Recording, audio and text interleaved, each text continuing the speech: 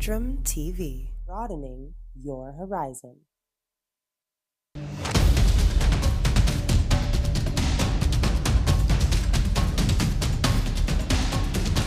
As politically stable democratic countries, these countries, as well as other rising democracies across Africa, serve as encouragement to international partners that stability can be achieved throughout the continent. Across Africa, performance over the rule of law and rights, among other categories. Over the past 5 years, many countries have also shown in Spotlight Africa, and I am Uyai Anyekan. Top of our reports this evening. Rwanda celebrates genocide anniversary in April. West Africa faces food crisis driven by conflict as price surge. Tanzanian cartoonist unveils locally made electric cars. Details of the stories and more in a moment.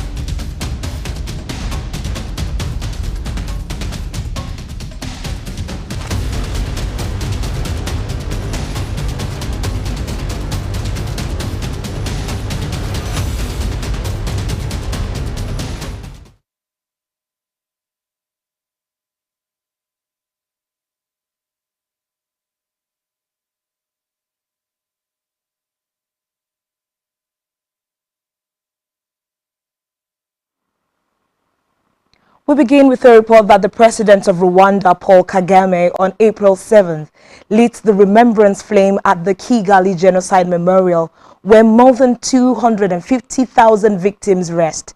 Meanwhile, national mourning has lasted till April, while commemoration activities will go on till July 3rd, which will be lasting 100 days, the length of the conflict back in 1994.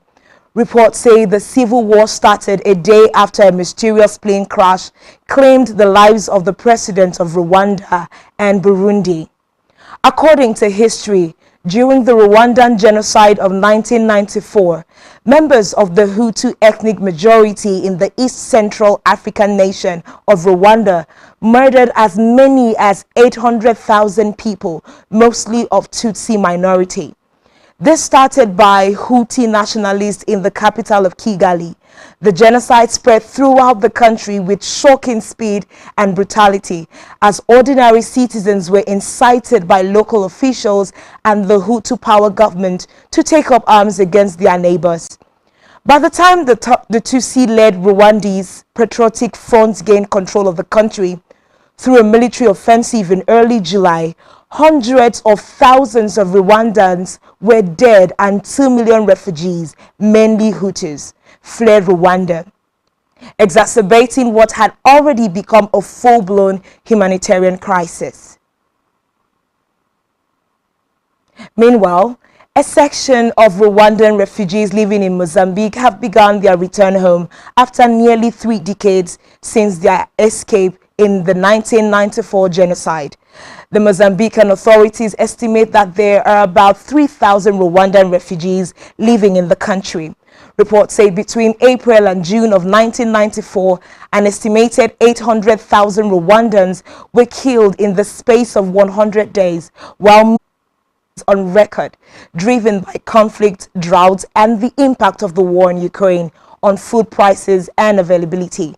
According to 11 international aid organizations in a joint statement, there are Burkina Faso, Mali, Niger and Nigeria were facing Islamic insurgencies that have forced millions of people off their land. Elsewhere, Somalia's spy agency has warned about an alleged plot by Al-Qaeda-allied Al-Shabaab militants to attack the president and the prime minister.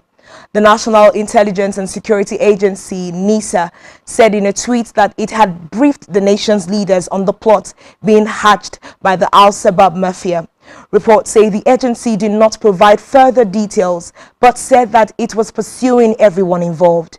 The warning comes amid a political crisis in the country due to the much delayed indirect elections. In another development, France has called for an international investigation into reports that hundreds of civilians have been killed by government troops and Russian mercenaries in Mali. The EU and the US have made similar calls related to the deaths in the central Mura region. Reports say the Malian military said it had killed more than 200 Islamist militants during 10 days of fighting in the area. We'll take a quick break, and when we return, we will bring you the rest of the stories on Spotlight Africa. Do stay with us.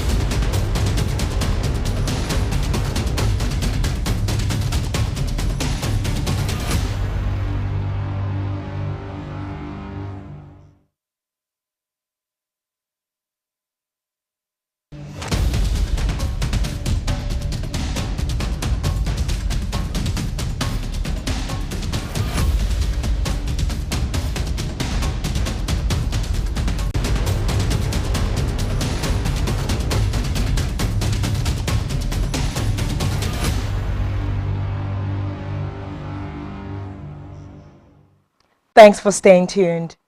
Significant public health improvements have been made in Africa over the past several decades. There have been substantial declines in maternal and child death. The incidence of chronic malnutrition among children under age 5 has decreased by almost 10% point from 1995. Most countries are making good progress on preventable childhood illnesses and communicable diseases like HIV, AIDS, and malaria continue to have a widespread of detrimental impact on Africans, but treatment options are improving across the continent. Life expectancies and healthy life expectancies are rising. To view Africa solely as a hotbed of disease and hunger is to ignore that significant strides the countries and the communities have made. African governments and health workers are committed to preventing illnesses, especially neglected diseases that often tend to get short-shrift, improving access to treatments and finding better ways to deliver quality health care. There is now scope for businesses and emerging partners to join governments in the fight against diseases through technological innovations and health system strengthening. Elsewhere, South Africa has announced the ending of COVID restrictions 2 years after they were imposed. In a televised address, President Cyril Ramaphosa said the national state of disaster would end at midnight. He said although the pandemic was not over, that he was confident that there were only better times ahead. Ramaphosa said it was important to boost the economy and create jobs. Reports say South Africa has recorded far more coronavirus cases than any other African country, accounting for almost a third of infections across the continent. Due to the changing nature of the pandemic and due to the progress that has been made through our collective efforts, we intend to lift the national state of disaster as soon as public comment on the health regulations published by the Minister of Health have been completed. All adults have received at least one vaccine dose. We therefore enter the third year of this pandemic more hopeful than ever before. While the pandemic is not yet over, and while we remain cautious, we see many parts of our daily life returning to normal. In a separate development, Tanzanian cartoonist Masoud Kipanya has officially unveiled the country's first locally made electric car. The environment-friendly electric car's brand name is KP Moto. According to Kipanya, the car has been made from local materials and requires 6 hours of charging to run between 50 to 60 kilometers. Reports say the car has not yet been approved for use on Tanzanian roads, but that the hopes to get certification come soon. Meanwhile, the electric vehicles have many benefits, which include cleaner environment, non-congestion charge, lower running cost, renewable electricity tariffs, better driving experience, government funding, free parking, reduced noise pollution.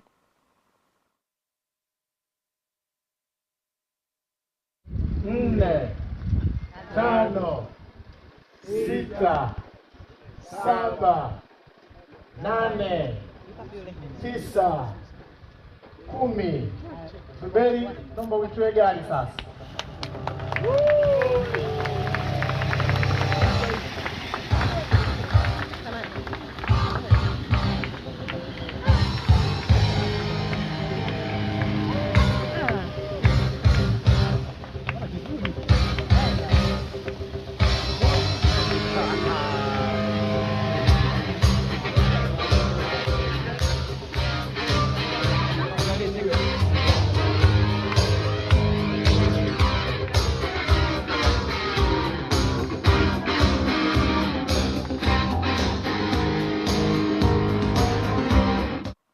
On our Spotlight Report, we bring you insights on Africans making Africa proud and contributing positively to their communities. On today's Spotlight, Tunde Onakaya, the founder of Chess in Slums Africa, a non-governmental organization that teaches and seeks to unlock the potential in every child using chess, educational resources and mentorship. Tunde conceived the idea on how the game of chess can be used to lift indignant children out of the endless loop of poverty and societal degeneration, and established the initiative in 2018. Coming from an economically disadvantaged background himself, Tunde saw no way out until the game of chess came to his rescue. Since then, he envisioned a world where, like him, the game of chess will be the ultimate messiah that impoverished children need to envision a world beyond their grim reality. At Chess in Slums, it is believed that every child deserves an equal opportunity in attaining a better life. This belief is what led Tunde Onakaya to adopt an innovative approach where the team used the game of chess to empower children from impoverished backgrounds to learn academic, educational and critical thinking skills that will help them secure a better tomorrow. With an ultimate goal to train over 1 million children in the space of 5 years. What if I could teach little children from these slums how to play chess? The world's perception about them would change. Instead of looking at them as just poor kids, they'll look at them as kids that could actually show high intellectual capacity for something. I mean, the end is not to make all of them chess champions, to use the game as a way to give them mentorship, to give them an education. I've not really heard about chess before. Still, Tunde came here. It gave me more confidence.